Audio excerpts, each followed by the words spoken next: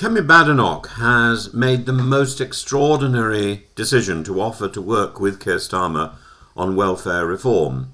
And on the surface it looks like a statesmanlike gesture, an appeal to put country before party. But look a little closer and the whole thing reeks not of cross-party cooperation but of political desperation. Badenoch has demanded a face-to-face meeting with the Prime Minister, the Chancellor Rachel Reeves and Pat McFadden, the new Work and Pension Secretary, to agree a joint plan to bring down Britain's welfare bill. She talks about avoiding tax hikes, crushing business confidence and inflation. She repeats her commitment to the two-child benefit cap. She stresses this is not a blank cheque but an offer to work together in the national interest. Labour's answer has been curt. Pat McFadden's camp said plainly the Conservatives had 14 years to reform welfare. Instead, they left a broken system. In other words, no thank you. Labour doesn't need Tory votes. It has a majority. It can make its own compromises internally. So what is really going on?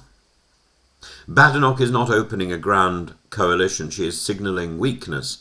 She knows her own party is divided, shrunken and increasingly irrelevant. She is desperate to be in the room because she cannot shape policy from outside. When a leader of the opposition begs the government to sit down together, it is less about patriotism and more about personal survival. This move shows how precarious Badenoch's hold is on her own party. Her MPs are restless, Reform UK is circling, the Lib Dems are positioning themselves as the reasonable centre-left opposition. It would only take a handful of defections now in either direction to reduce the Conservatives to third place or even fourth. And this invitation to Starmer is therefore not magnanimity but an attempt to look relevant in a landscape where her party risks extinction. Think about the optics. Just weeks ago the Conservatives voted against Labour's welfare plans. Now Badenoch says, let's agree a way to cut benefits together. This is not a principled stand.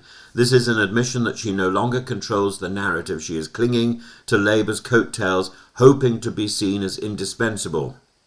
And let us not forget the wider context. Rachel Reeves is preparing a budget that will almost certainly raise taxes, and the welfare bill is spiralling with 1.1 million more universal credit claimants since Labour came to power. Backbench Labour MPs forced a U-turn on cuts earlier this year. Starmer has reshuffled his cabinet precisely to grip this issue.